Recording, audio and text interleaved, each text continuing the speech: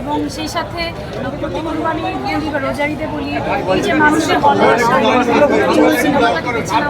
এটা আমাদের জন্য খুবই পজিটিভ এবং আমরা যারা বিনোদন মাধ্যমে কাজ করি আমরা আশা করছি যে সামনে আরো ভালো ভালো সিনেমা এই জন্য কাজ করবো।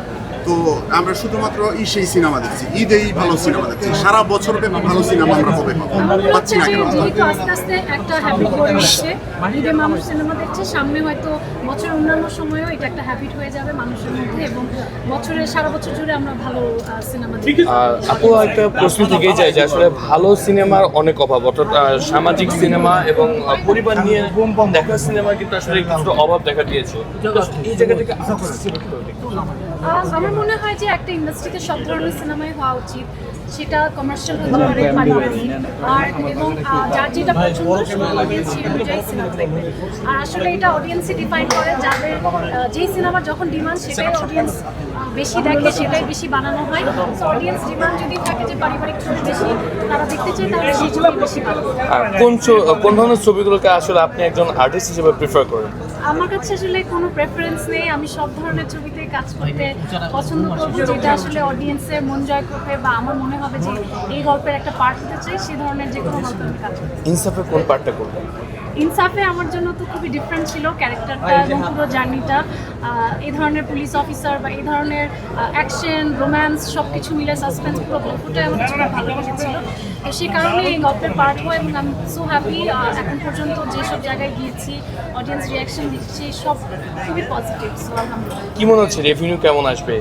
রেভিনিউ তো আসলে আমি জানি না, এটা প্রযোজকরা জানেন, বাট আশা করছি যে আস্তে আস্তে যেমন গতকালকের তুলনায় আজকে কালেকশন বেড়েছে, কালকেও আমাদের বুকিংস আরও বেড়েছে আমি শুনেছি। তো সব কিছু মিলে আমাদের একটা খুব পজিটিভলি একটা গ্রোথ দেখতে পাচ্ছি, আস্তে আস্তে বাড়ছে। গতকাল ছিল 3.5, আজকে 5.5 ভাগ, আগামীকালকে আরও বেশি শুনেছি। তো এইভাবে যেহেতু আমাদের সিনেমা একটা গ্রোথ হচ্ছে, আমার পজিটিভ, আমি মনে করছি যে এইভাবে চলতে থাকলে সিনেমাটা একটা ভালো জায়গা।